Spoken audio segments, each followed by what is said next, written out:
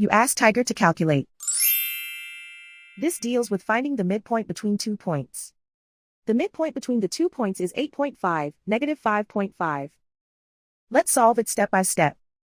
Plot the 2 points and calculate the midpoint using the formula. The coordinates of point 1 are, x1 equals -81, y1 equals 52. The coordinates of point 2 are, x2 equals 98, y2 equals -63. PM represents the midpoint of the 2 points.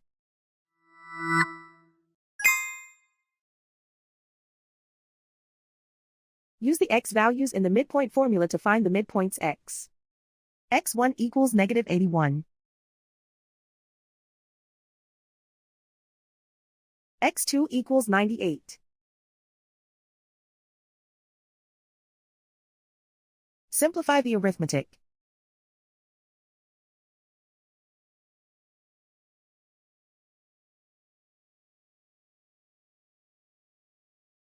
Use the y values in the midpoint formula to find the midpoints y.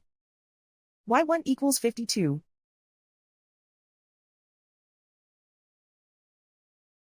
y2 equals -63. Simplify the arithmetic.